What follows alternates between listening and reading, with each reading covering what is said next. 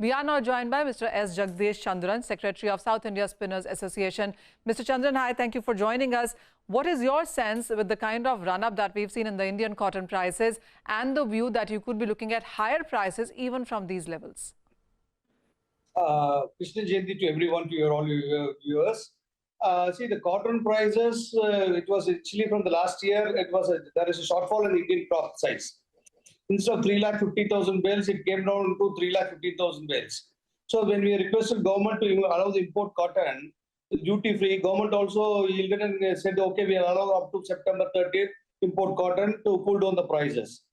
So when the duty was lifted, and we also announced that we will not buy the cotton at more than 1,05,000. So the prices started cooling down. So it came around 80,000. But suddenly, in last 15 days, it has crossed again 1 lakh. The reasons are mainly because the MCX and in the MCX and the prices are shooting up with a small quantity, the speculation is going on. So this is the main reason. So that is the main reason. We have to ban the cotton MCX. And we also have to, like China, we have to ban to save the textile industry, particularly small and medium. MNC must not trade the cotton. See, in China, the cotton prices still is around 85,000, and in Pakistan is 75,000 per candy. Okay. But in India, the price has gone up more than 1 lakh again. The season is 2 months ahead.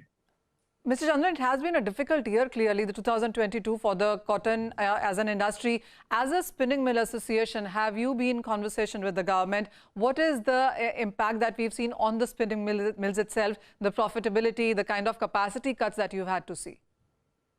See, we have represented to government to stop the trading MCX and ban the MNC. And see, the mills as of now are making huge loss around 40 to 50 rupees per kg. Because of the Indian high cotton prices, yarn prices also higher. Because of yarn prices higher, the exporters are not able to take export orders. They are dried up with the orders. They are waiting the prices to come down. So these marketers are shifting to Bangladesh, where the China is pushing the yarn with the much lower prices, and Bangladesh is getting higher orders, export orders. Our Indian exporters are not able to get the orders. So because of Indian exporters are not able to get the orders, we are not able to get the yarn prices. So we have cut down the production by 50%, and 25 mills are all the verge of closing also. So it is a very pathetic situation for particularly small and medium spinners. You know, because when the government allowed for import of the cotton, small and medium spinners are not in a position to import the cotton in a short span of time, because the inavailability of the funds and infrastructure and the quantum they have to import. So these are the struggles we are facing. If the situation continues for some more time, even the next year also, and by next year I think all the small and medium spinners will vanish from Indian market. So we request government to immediately to ban, at least to save the industry from for the future, to ban MCX and MNC from trading the cotton. Mr. Chandran, that point well taken. You clearly are talking about southern part of India right now. Is that the case across India? Southern part of India is the main cotton consumption unit. Right. See, out of India, it's about 70% is consumed in southern part of India only. Polyester and viscose is only mainly is going in the Madhya Pradesh and Gujarat and all. Cotton is the growing area, maybe Gujarat, Madhya Pradesh. Consumption is mainly in southern part of India. Clearly. And, you know, as you were mentioning that imports are coming into India, but you're saying that the smaller and medium-sized spinning mills are not being able to take part into that. Sure.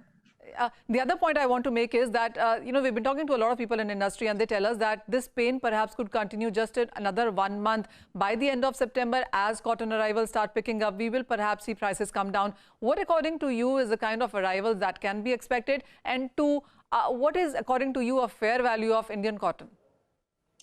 See, last year itself, the same situation started. Okay. In the cotton new season will come, the price will come down. But automatically, when the prices, when the new season came, prices started growing, and export also cotton was allowed. So we don't know. Still, the cotton is in the very initial stages. So it's because it is an agri product. We have to see the climate, how the rainfall behaves. A lot of things are involved with that.